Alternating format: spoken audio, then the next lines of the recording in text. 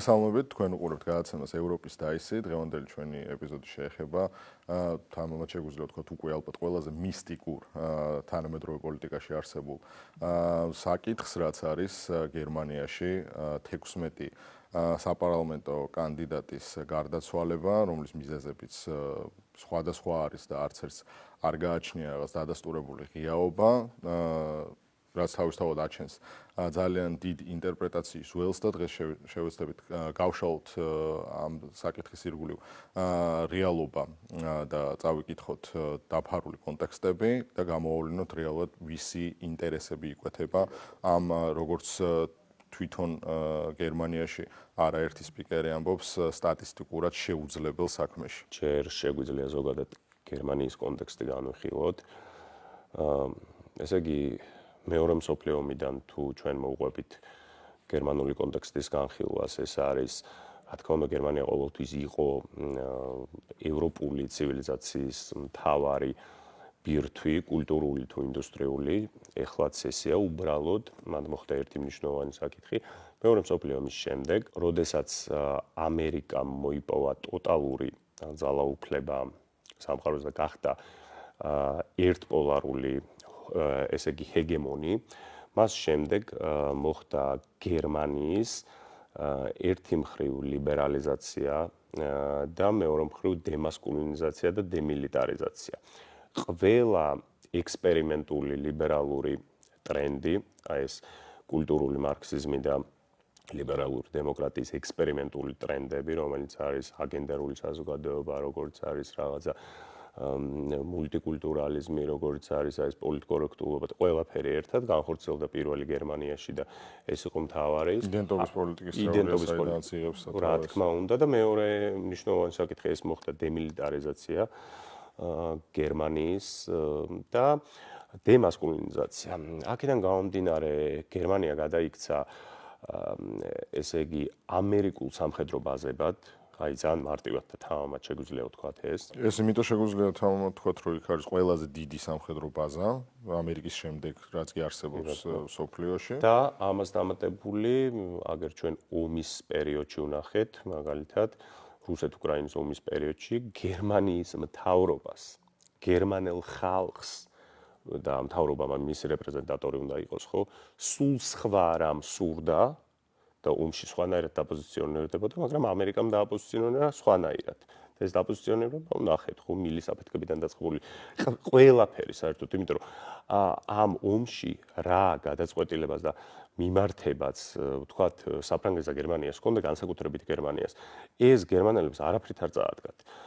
პირველი ევროპული სტანდარტის, აი ეს ვთქვათ, შრომით პირობები რაც არის, ისინი აღარ ამართლებს დიდ საწარმოებში, იმიტომ რომ კონკურენტად ყავთ აქეთ ჩინეთი და მათ შორის ამერიკაც და ევროპული, ვთქვათ, წარმოების მიმართულება არის კრიზისში, ამას დამატებული სამხედრო ინფრასტრუქტურაში სრულად განულებულია მათი ეს ხო გახსოვს ჭურვების საკითხი როგორ იყო რუსეთთან მიმართებაში, ჩრდილოეთ კორეა როგორ აწარმოებს და ევროპელები თავდაცვის უნარიანები რეალურად აღარ არიან და ეხა გადაწყვიტეს რომ ხელახლა უნდა შეიარახდნენ და ამას დამატებული ყველაფერი გაუძვირდათ, ანუ პროდუქტებზე ფასები, ბუნებრივი რესურსები, რომელიც ესე იგი სხვა გადაფუთულს იძენენ ამ შემთხვევაში და შესაბამისად ფასი არის გაზრდილი, გაიზარდა ფასი ელექტროენერგიის, გაზის შესაბამისად როგორც თითოეული ჩვეულებრივი სტატისტიკური ევროპელის ცხოვრება გაძვირდა, ასევე საწარმო სამუშაოები არის გაძვირებული. ანუ გერმანიას ფაქტობრივად, აი ჩვენ ამ კონტექსტიდან უნდა შევხედოთ რა, აი ამ მკვლელობების სერიას და გარდაცვალებების მისტიკურ სერიას, მოდი ესე დავარქვათ, იმიტომ რომ გერმანია არის დღეს, ვთქვათ, ევროკავშირის ისეთი ბირთვი, რომელსაც სუვერენიტეტი აქვს დაკარგული, მასზე არ არის დამოკიდებული ის, რას გადაწყვეტს. ანუ გერმანელ ხალხს რა აწყობს, ეს არ არის დღის წესრიგში. მთავარი არის deep state-ს რა აწყობს. შესაბამისად, ვიღაცები ბოდიში, ვინც ამ წესწყობილებას, ამ სტატუს კვოს უქმნიან საფრთხეს, მე ასე მჯერა და ასე მწამს, ვინც ამას უქმნის საფრთხეს, ის არის მტერი deep state-ისთვის. კონტექსტი რო გავაგრძელოთ ისევ ამერიკამ და deep state-მა როგორ მოახერხა ამ ყველაფერს გერმანია როგორც ვასალი ქვეყანა შეექმნა მეორე მსოფლიო ომის მერე. პირველი იყო ეს, როდესაც დაინერგა მსოფლიო მასშტაბით დანაშაულის კულტი, რომელიც დღემდე იკვებება და რომელსაც ჰოლივუდიც ძალიან გემრიელად კვებავს, იმიტომ რომ მეორე მსოფლიო ომზე ფილმების გადაღება ყოველწლიურად არ წყდება და პოპულარიზაცია მისი რასაკვირველია არსებობს, მაგალითად ამაზე თემას არ ეხება, მაგრამ ჩვენ რო ველაპარაკებია რომ 9 წელი რა დროს გასახსენებელი არის რა, ანუ მაგალითად ამერიკაში წელი არ გადის რომ მეორე მსოფლიო ომზე აბარატიპები იხსენებენ და შემდეგ ეს არ იყოს ძალიან რომანტიზებული, გაპოპულარებული, ყველა ჯილდო მიცემული და ასე შემდეგ. და ბუდიში მაშინ ერთს ჩავერთვები რა. მან კიდე პრობლემა ის არის რომ თითქოს მთელი იმ პერიოდის ტრაგედია და იმ პერიოდის პირსისხლიანი მმართველობები გერმანიამ აიღო ონტოლოგიურ ტვირთად, როცა ეს იყო პერიოდი, სადაც ამერიკაში შავკანიანები ერთ ავტობუსში ვერ სხდებოდნენ თეთრებთან ერთად, ეს იყო პერიოდი, სადაც ნორდიკები სტერილიზაციას უკეთებდნენ ადამიანებს, იმიტომ რომ საკმარისად ლამაზი არ ხარ რომ გამრავლდეო, ეს იყო პერიოდი, სადაც ჩერჩილი და ბრიტანეთი და ეს აკებდა ჰიტლერს და ყველაზე პროგრესული ლიდერიაო და ეს იყო პერიოდი, სადაც სიკვდილით დასჯიდან დაწყებული ყველაფერი, ანუ ალექსანდრე მაკედონელს რომ მოთხოვ დემოკრატობა დაახლოებით ის კონტექსტზე, მაგრამ ეს მთელი პერიოდი თითქოს გერმანიას მიაწერეს რა. კი, ანუ მეორე მსოფლიო ომი ახალი დაწყებული როცა იყო, ჯერ კიდევ მაშინ, სანამ ამერიკა ჩაერთვებოდა უშუალოდ საომარ მოქმედებაში, ტაიმს სკვერზე ნაცისტური პარადები ტარდებოდა, ეხლა ეგეც ჩავსვათ კადრებს ამისას და ხალხი იხილავს. და ზოოპარკები იყო ევროპაში, ანუ ზოოპარკი. ეს დასამართლევდნენ შავკანიანს მარტო იმიტომ რომ შავკანიანი იყო. არა, ეგ გავგებარ, ზოოპარკი. რას კვირველი? ზოოპარკი. იქიდან გამომდინარე ეს დანაშაულის შეგრძნება თაობიდან თაობას გადაეცემა და ეს არის როგორც გარედან მოხვეული პოლიტიკა გერმანიისთვის, ისე შიდა პოლიტიკური აქტორების აღიარებული პოლიტიკა, რომ კი ჩვენ ეს უნდა მივიღოთ, იმიტომ რომ ჩვენ ეს დანაშაული გვაქვს ჩადენილი და მიუხედავად იმისა, რომ გავიდა უკვე 80 წელი, მაინც ჩვენ ამ დანაშაულს უნდა ვზარდოთ თაობები. ეს არის ძალიან მარტივი ინსტრუმენტი deep state-ისთვის, თუნდაც იმიტომ რომ შენ მულტიკულტურალიზმი ახსენე, მიგრაციის ამხელა ნაკადებზე პასუხისგებლობას, რომ ძირითადად იღებს ხოლმე ყველაზე დიდ წილზე გერმანია, ესეც ამის ნაწილი არის, იმიტომ რომ აი ეს ჩვენ ეს კომპენსატორული ბუნება უნდა გქონდეს და შევინარჩუნოთ, იმიტომ რომ ჩვენ მეორე მსოფლიო ომის დროს დავაშავეთ, ამერიკამ გითხრა რომ ეგეთი რაღაც არ უნდა განმეორდეს და შესაბამისად ეხლა რასაც გვეტყვიან, ყველაფერი უნდა მივიღოთ, ბაზა უნდა დაუდგათ, რამხელაც უნდა იმხელა ემიგრანტები უნდა მივიღოთ რამხელა ნაკადი, სადაც გვეტყვიან იმდენი, ჩვენ ქარხნები უნდა მოვაწყოთ ისე, როგორც მათ შემოსავლიან უნარიანობას აწყობს და შესაბამისად შეიძლება ეხლა რაღაც რიგითი მსმენელისთვის ის რომ ჩვენ საუბრობთ საქართველოს და გერმანიაზე, რომ გერმანია ვასალი ქვეყანა და რაღაც რომელიც განვითარებული ქვეყანა არის საქართველოზე ეკონომიკურად და ასე შემდეგ, მაგრამ რეალობა არის ასეთი. გერმანიას არ გააჩნია რეალურად სუვერენიტეტი და AfD-ს საკითხი არის ზუსტად იმის კარგი მაჩვენებელი, რომ ეს სუვერენიტეტი ქვეყანაში არ არსებობს, რადგან AfD არის რეკორდულად მზარდი პოლიტიკური პარტია, რომელიც არასოდეს არ ყოფილა ხელისუფლებაში. AfD-ს ყველა გამოკითხვით, მათ შორის იმათი გამოკითხვით, ვისაც AfD ეზიზღება და აკრძალვა უნდა, აქვს ძალიან დიდი ზრდა მხარდაჭერის გერმანულ მოსახლეობაში.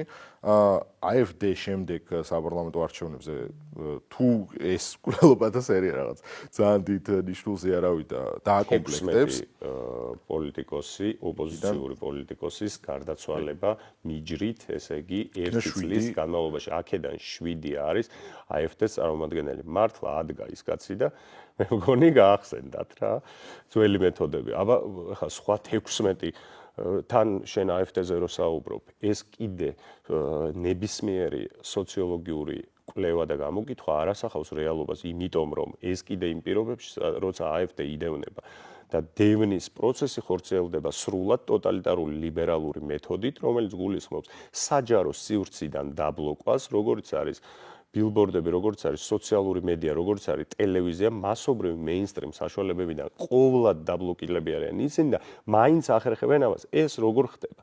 ევროპაში განსაკუთრებით, ეს მემარჯვენე კონსერვატიულია, ეს far right მოძრაობებს, რასაც ეძახიან ანტისისტემურ პარტიებს. ეს დაიწყო ზუსტად საიმიგრაციო კრიზისის შემდეგ 2013 წლიდან, როდესაც არ ვიცი, აი ევროპაში მაგალითად ისეთი პრობლემური იყო განსაკუთრებით სკანდინავიის ქვეყნებში, გინდა გერმანიაში, გინდაც საფრანგეთში, აი ესეთი მსგავსი პარტიების გაძლიერება, რომ დაახლოებით აი არ ვიცი, რას შევადარო რა, საქართველოში რომ აი პუტინისტი იყო, ოღონდ ისეთი მე მიყვარს პუტინი რო თქვა რა, დაახლოებით აი ამ სოციალური სუიციდი იყო ფაქტობრივად რა, პოლიტიკური სუიციდი, მაგრამ იმ ხელა მზარდი რეიტინგი დადეს და ისეთი იყო ხალხის განწყობები, იმიტომ რომ ეს საიმიგრაციო კრიზისმა საოცარი პრობლემები შექმნა, იმიტომ რომ ეს არ იყო კულტურული ინტეგრაციის პროცესი.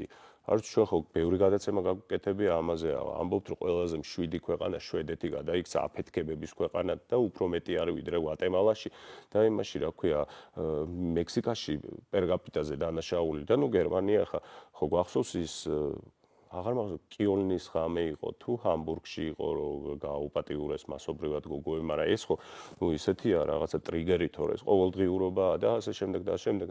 შესაბამისად, მათ შორის ორბანის ამის პროდუქტია ამ უკიდურესად ლიბერალური საიმიგრაციო პოლიტიკის და ზოგადად პოლიტიკის. ჩვენ ვნახეთ, რომ ეს პარტიები უქმნიან დიდ პრობლემებს, ასე ვთქვათ, სისტემას და სისტემურ ამ ევრობიუროკრატიას. ძალიან შორსაც არ გვინდა წასვლა მოლდოვის მაგალითი არის ძალიან მაგარი, იმიტომ რომ მოლდოვა არის შემთხვევა, სადაც სანდუზე რამეს თუ იტყვი, პირდაპირ ყველაფერი აი ზუსტად ლიბერალური კლასიკური ჟანრის კანონი, ლიბერალური, იმით ხორციელდება ყველაფერი. ესე იგი დაგჯიან, გადაგასახლებენ, მართლა რა, პირდაპირ სიტყვის თავისუფლების სრულად არ არის დაცული. მაია სანდუს საწინააღმდეგოდ რამეს იტყვი და არ ვიცი რას გიზავენ, იქ რუმინეთის შემთხვევა, სადაც იჭერენ გამარჯვებულ კანდიდატს, იმიტომ რომ რუბლები აღმოუჩინეთო და პრორუსიაო და ასე შემდეგ და მანამ ტარდება არჩევნები, სანამ ევრობიუროკრატიის მიერ ესე იგი დასაფორთებული კანდიდატი არ გაიმარჯვებს და ჩვენთან ზუსტად ეს უნდათ რა. კიდე შორს რო არ წავიდეთ, ნახეთ რომ თუ ვინმე არის ადამიანის პირდაპირ მკვლელობაზე წამსვლელი, პოლიტიკურ მკვლელობებს გულისხმობ. არიან ლიბერალები და ეს deep state-ი, ჩარლი კირკი, ტრამპი, რომელიც ჩავთვალოთ რომ მოკვდა, იმიტომ რომ ესროლეს და უბრალოდ ყური გაკაცრა, ესე იგი როგორ ფაქტობრივად თავში იყო ხო ნასროლი, აი რაღაცა სასწაულებრივად გადარჩა. და აგერ 16 პოლიტიკოსი, რომელიც უცნაურ გარემოში გარდაიცვალა. პოლიტიკოსები deep state-ს ხელწერა რო არის ეს ჩვენი ინტერპრეტაცია რა, ჩვენი გამოძიების შედეგად დადგენილი სიმართლე არა, კენედიდან მოყოლებული deep state-ზე კვალი მიდის აბსოლუტურად ყველა ასეთ დიდ პოლიტიკურ მკვლელობას, როდესაც განიხილავენ. AfD-ს საკითხი მაგალითად ის თუ როგორ არის დემონიზებული, უბრალოდ ცელობა როგორ არის, ვერ მოხდა მაინც AfD-ს დემონიზება თვითონ ადგილობრივ გერმანულ მოსახლეობაში, იმიტომ რომ აღნიშნეთ, რომ მას ყველაზე მზარდი, რეკორდულად მზარდი რეიტინგი აქვს. მაგალითად მე ბოლოს გერმანიაში თებერვალს ვიყავ, როდესაც ზუსტად ემთხვეოდა არჩევნები და ჩემი თვალით მაქვს ნანახი დედაქალაქის ქუჩებში ყოველ 2 მეტრში როგორ არის პოლიტიკური ბანერები და იყო იქ შოლცის და მერცის, არსად არ იყო AfD და როდესაც ვიკითხე ცოდნე იცოდა კონტექსტი და იცოდა არსებული პოლიტიკური მედია რეალობა, მათ არ აქვთ უფლება, მათ ჩამორთმეული აქვთ უფლება, ანუ დემოკრატიულ ევროკავშირის წევრ დემოკრატიულ ქვეყანაში არსებობს პოლიტიკური პარტია, რომელსაც არ აქვს უფლება სარეკლამო ბანერი გააკრას, რომელსაც არც ერთ ტელევიზია სტუმრად არ ეძახის, რომელიც არის ცენზურებული, რომელსაც აქვს ამის პარალელურად ყველაზე მზარდი რეიტინგი მოსახლეობაში და გერმანიაში ხო ძალიან მარტივი არის მაგალითად ადამიანი, ჯგუფი, პოლიტიკური თუ მოძრაობა გააუქმო ან მაქსიმალურ დემონზე მოახდინო, იმიტომ რომ აი ეს არის ფაშისტური იდეები, ეს არის ახალ ნეონაციზმი, ახალ ფაშიზმის აღიარება, ვიღებთ ახალ ჰიტლერს. ნუ ჩვენთან რაცა მაგალითად ზუსტად იგივე ისტერია არის, რაც არის რუსეთუმე. აი ესენი ზუსტად იგივე გაშოვების იარაღია, ხო? ანუ AfD არიან ახალი ფაშისტები. კიდე უფრო მუშა. ხო, არის, რა თქმა უნდა, იმიტომ რომ კი ან ჩვენთან რუსეთუმე რაც არის, იქ ფაშისტი არ არის, იმიტომ რომ იქ უშუალო ფაშიზმის ხერხულებზე დგას რა ყველაფერი. შესაბამისად ის რომ ანუ AfD-ს ირგვლივ არის ეს ნარატივი, რომ ეს არის ახალი ჰიტლერი როცა ხალი ყოფილიყო დღეს ეყოლებოდა AfD.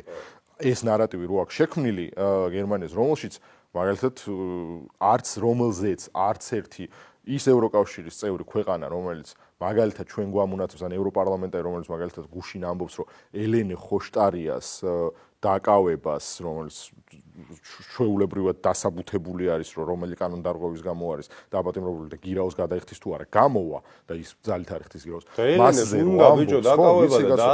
მასზე რო ამბობს ევროკავშირის წევრი ქვეყნის ევროპარლამენტარი ევროპარლამენტის ტრიბუნიდან რომ ელენე ხოშტარიას უჭერენ მხარს და გვერდში უდგანან და ეს რა საშინელება დატრიალდა საქართველოში ეს ადამიანები ხმას არ იღებენ და პირიქით ახალისებენ და ტაშს უკრავენ ყველაზე მზარდ ოპოზიციურ პარტიას გერმანიაში, როდესაც აჩუმებენ, როდესაც მედიაში გამოსვლის საშუალებას არ აძლევენ და უკვე მივედით იმაზე, რომ კლავენ. ხო, ნუ არსებობს. და რატომ ამბობთ ხა თამამად? რატომ ამბობთ და ვიმსჯელოთ? ამას რატომ ამბობთ ხა თამამად, რომ ეს 16 მკვლელობა, რომელიდან 7 არის ერთი კონკრეტული პარტიის წარმომადგენლების გარდაცვალება, არც ერთი მათგანი საჯარო სივრცეში თუ და ყველაზე უარესი რაცაა პოლიციის სამართალდამცავი ორგანოების მხრიდან არ განხილულა როგორც რაიმე ტიპის უცნაურობა, არ განხილულა როგორც აბა იქნება არსებობს რაიმე მოტივი, დამატებითი ძიება წასულიყო ან რაღაცა. ეგ არის რა მნიშვნელოვანი. მედიიდან დაწყებული სამართალდამცავების კომენტარებით დამთავრებული ის კი არ რომ გამოძიებას დაელოდნენ და მერე გააკეთეს. გამოძიების დასრულებამდე ერთ შეთანხმებული განცხადება გაკეთდა, რომ ამაში არაფერი არ არის უცნაური, მთელი დასავლური მედია მაგას აპრავებს, რომ ეს არის ძალიან ჩვეულებრივი ამბავი, რომ არის ძალიან ბევრი კანდიდატი და ამ ბევრ კანდიდატში რომ 7 AfD-ს წევრი მოკვდა ერთი სუიციდით, რომელიც ოჯახის ამბობს, რომ არანაირი წინაპირობა ამის არ არსებობდა და წერილი არ დაუტოვებია კაცს 42 წლის კაცმა პოლიტიკაში რომ აპირებს მისვლას და არჩევნები რომ წუწია და კამპანიას რო ატარებს თავს იკლავს და ეს თურმე ნორმა არის, სამართალდამცავები ამბობენ, რომ არაფერი პრობლემა არა, მედია ამბობს, რომ არაფერი პრობლემა არ არის. დანარჩენი 6 იქიდან ერთი არის მარტო, რომელზეც არის რომ ეგ დიდხნიანი დაავადება ქონდა ღვიძლის და ამან გამოიწვია მისი გარდაცვალება. ყველა დანარჩენი არის გულის შეტევა, რომელიღაც ორგანოს გაჩერება, რასაც ეძახიან უეცარ გარდაცვალებას. იმიტომ რომ ყველას ეგუწევს sudden death. კი, მაგრამ მიუხედავად ამისა, ყველანაირი რაღაც სიღრმისეული გამოძიებების ნუ მედიაში ვთქვით, რომ AfD-ის სიკვდილის არასაკვირველი არ წამოწევენ, მაგრამ ყოველგვარ არის საჯარო განხილვის თუ გამოძიების გარეშე ეგრევე მოხდა იმის გაправება, რომ ამაში არაფერი უცნაური არა, ეს არის ჩვეულებრივი ამბავი, რომ ამდენი ადამიანი გარდაიცვალა, იქიდან 7 არის ერთი პარტიის წარმომადგენელი, რაც რასაკვირველია აჩენს ძალიან დიდ ეჭვს და ეს ძალიან დიდი ეჭვი გამყარებულია იმით, რომ ეს არის პარტია, რომელიც ერთადერთი არის თანამზარდი რეიტინგით, რომელიც იმ deep state-ის ინტერესებს რომელიც გამტარი ქვეყანაც ამ მომენტამდე არის გერმანია უპირისპირდება, ეს არის პარტია, რომელიც ლაპარაკობს ხიად რეალურ სუვერენიტეტზე და რეალურ სუვერენიტეტის მოპოვებას და ჩვენ ვხედავთ, ვინც ყველა ევროპაში არსებული თუ ევროპის მიღმა არსებული ქვეყანა, ვინც დაიწყო სუვერენიტეტზე ლაპარაკი, სუვერენიტეტის მოპოვება, რაღაცა კონტურების მონიშვნა, ყველა ცხადდება ევროკავშირის მხრიდან, წინა ამერიკის ადმინისტრაციის მხრიდან, მედიის მხრიდან, დასავლური მედიის მხრიდან, დიქტატურისკენ მიმავალ ქვეყანად და ჩვენ ვიცით რომ სუვერენიტეტის მოპოვება არის ერთ-ერთი ყველაზე დიდი საფრთხე deep state-ისთვის, რომელიც წინააღმდეგაც ირთვება აბსოლუტურად მის ხელში არსებული ყველა მექანიზმი, რომ ერთი რომ ეს სუვერენიტეტი რეალურად ვერ მოიპოვო და მეორე შენ თუ სუვერენიტეტს ლაპარაკობ, ეს ხალხში გადაგითარგმნა, რომ აქ სუვერენიტეტზე კი არა ლაპარაკი, ესენი არიან დიქტატორები, ესენი არიან ფაშისტები, ამათ უნდა მედიის გაჩუმება, NGO-ების გაუქმება, სამოქალაქო საზოგადოების სიკვდილი და ასე შემდეგ. ჩვენი თქვათ დაშვებაც არ დავარქოთ. ჩვენ რა თქმა უნდა არ ვამბობთ, რომ ან ვინმეს ბრალს არ ვდებთ, პირდაპირ არ ვადანაშაულებთ ვინმეს, უბრალოდ როდესაც ალტერნატიულმა მედია საშუალებებმა, დამოუკიდებელმა ჟურნალისტებმა, სკეპტიკურად განწყობილმა ადამიანებმა, კრიტიკულმა აზრმა დასვა შეკითხვა, რომ იცი რა შეიძლება არავის არ ვაბრალებდეთ, მაგრამ ცოტა უცნაურია ესე მიყოლება, ერთმანეთს მიყოლებით გარდაცვლილი 16 პოლიტიკოსი, ცოტა უცნაურია, რომ ამ ყველაფერზე რეაგირება საერთოდ არ აქვს, თქვათ, სისტემას, საერთოდ არ აქვს ძალოვან სტრუქტურებს, კითხვას არსოვს მეინსტრიმ მედია საშუალება და ჩვენ ამიტომაც დაგვებადა ეს სკეპტიციზმი. და შესაბამისად ვაძლევთ თავისუფლებას, რომ დავსვათ ეს კითხვები, გავარჩიოთ ეს ყველაფერი და ვიფიქროთ ამაზე, ანუ ეს ისეა თუ არ არის. ანუ ამ მიმართულებით ვამბობ, იმიტომ რომ მართლა ძალიან უცნაურობა ხარ, რომელ ქვეყანაში გახსენდება, რომელ პერიოდში გახსენდება, რომელ დროში გახსენდება, ესე მომხდარიყო ერთი მეორეს მიყოლებით, არ ვიცი, რა ვიცი, აფრიკულ ქვეყნებში არის ესე სამოქალაქო ომი სადაც არის, ან რა ვიცი, რომელიმე ქვეყანაში შენ გახსენდება, რომ ესე ოპოზიციური კანდიდატები ერთმანეთს მიყოლებით გარდაცვლილიყო. კი და რასაკვირველია თან, როდესაც ჩვენ საუბარი გვაქვს ეს არის deep state-ის მიერ აღსრულებული დანაშაული და ვისაც ამაზე კითხვის უჩნდება, რომ აი რანაირად ხო რა რასაკვირველია ჩაცხრილვით არ მოკლავ. ანუ ისეთი გარდაცვალებები არ იქნება, რომელიც რეალურად თვალშისაცემი იქნება, რომ ქუჩაში არა, ნუ ეხლა ხო კი და მანამდე ფიცო და საქართველოს პრემიერს ეუბნებოდნენ ტელეფონში, რომ თხილად თუ არ იქნებიო, ფიცოს გაიზიარებ, რა იცის საზოგადოებაში პოლარიზება. ამით სხვა შორის თვითონ ლეგიტიმაციას აკეთებენ იმისა, რომ ესე იგი თუ შენ რომელიმე აზრს კატეგორიულად არ ეთანხმები, მას აქვს უფლება თუ გერევა მოგერიოს. ნუ მათივე პოზიცია ესეთია, ხო? და იქიდან გამომდინარე, რომ ჩვენ ვუყურებთ, რომ არსებობს მსგავსი ფონი, ყველაზე ბუნებრივი მდგომარეობაა, რომ ამაზე კითხვები დასვა, ამაზე რაღაცა დამატებითი პასუხები ეძებო და ღიად არ მიიღო ის, რაც ბევრად უფრო აბსურდულად ჟღერს, ვიდრე იმის დაშვება, რომ ეს არის ორკესტრირებული. ამასთან ძალიან მნიშვნელოვანი ალბათ ვაყურებელი დააკვირდეს იმას, თუ ვინ ცდილობს აქაც და გერმანიაშიც ამ საუბრის ირგვლივ რომ ეს არ არის შემთხვევითობა. ეჭვების გაფანტვას და იმაზე პედალირებას, რომ ანუ აქ რაღაც ბევრი კანდიდატია, მე რა, ეს არის რუსული ნარატივი და ასე შემდეგ. აბსოლუტურად ყველა აქაც და გერმანიაში არის ლიბერალური ჯგუფები, არის NGO-ები, რომლებიც ფინანსდებიან სხვა ქვეყნის დონორი ორგანიზაციებიდან და ეს არის აქტივიზმის ის ტალღა, რომელიც უპირისპირდება ზუსტად იმ სუვერენიტეტის იდეებს, იმ ეროვნულობის თუ რაღაცა სოციალურად ტრადიციული მიმართულების იდეებს, რომელიც გააჩნია AfD-ს. სხვა შორის ცოტა ლირიული გადახვევა მინდა გავაკეთო, აგერ ჩარლი კირკის кейსის შემდეგ JD-მ და ტრამპმა თავისი кейსის შემდეგ სადაც მიუვარდნენ და იქაურმა აკაცუკეთმა რომ უყვირეს და რაღაცები მიაძახეს, ეს არისო დაფინანსებული მემარცხენე ექსტრემისტული NGO-ები, რომელთა საქმიანობა ჩვენ უნდა გავაკონტროლოთ და თქვათ ლიმიტები დაუწესოთო რა, რაც ჩვენთან ხდება ზუსტად იგივე რა. ზუსტად იგივე ეს NGO არის, ესე იგი 21 საუკუნის 2000-იანების შემდეგ NGO გახდა არასამთავრობო პოლიტიკური ორგანიზაცია, რომელიც ყველაზე მეტად არის ჩართული პოლიტიკურ პროცესში და საქართველოში განსაკუთრებით აი ამ პოსტსაბჭოთა ტრანზიციის პერიოდში ლიბერალურ ერაში NGO იყო ტრამპლინი, რითიც შედიოდი პოლიტიკაში. ყველა იყო NGO-შნიკი. ყმარელებიდან დაწყებული და მიხვდი ეს იყო რა მთავარი პრინციპი და NGO გახდა ძალიან ბოროტი ინსტრუმენტი დიდი ძალების ხელში, რომელთაც შეუძლიათ რომ ახალგაზრდებს თქვა ტვინი აურიონ, მოუწამლონ, ეხლა რა შორს მივდივართ, ჩვენთან კიდე კარგად უნდა გამოვიტანოთ ეს ყველაფერი, იმიტომ რომ ფრანკლინის კლუბი და რაღაცა NGO-ები, რომელსაც ყავდა სერბი და აღმოსავლეთ ევროპელი ტრენერები, ასწავლიდნენ იარაღის დაშლას, ასწავლიდნენ მოლოტოვის კოქტეილის გაკეთებას და ასწავლიდნენ ეგრეთ წოდებული მშვიდობიან რევოლუციის პრინციპებს, ანუ როგორ გაუწიო პოლიციას წინააღმდეგობა. ნუ რაზე არის ხო ლაპარაკი პირდაპირ ეს ყველაფერი იყო დაგეგმილი, თქვათ, დაფინანსებული პროცესი. ამ ჯგუფებისადმი მიდგომა რომ ახსენეთ, დღეს გამოაცხადა ზუსტად ტრამპმა ანტიფა ტერორისტულ ორგანიზაციად ამერიკაში. ანტიფა თუ ნომარიც რა არის აბრევიატურა ანტიფაშისტების მოძრაობა, რომელიც არის მემარცხენე ანარქისტები. კი, ანუ ეს არის ულტრალიბერალი აქტივისტების ერთობა, რომელიც არ არის რეგისტრირებული, ძალიან ჭკვიანურად სხვა არ არის რეგისტრირებული არც NGO და არ არის რეგისტრირებული არც რაიმე ტიპის მოძრაობა. იმისთვის რომ ზუსტად იმის რომ ფარაში მათ არ კონდეთ დასადეკლარირებელი რომ სანიდან არის დონოცია, ტრამპი ღია დამოს რომ ეს არის სოროსის დაფინანსებული და სოროსზეც ღია დამოს რომ ეს ადამიანი უნდა დაიკითხოს და თავის FBI-ის დირექტორს მოუწოდებს რომ ეს საციხო კაცი არისო.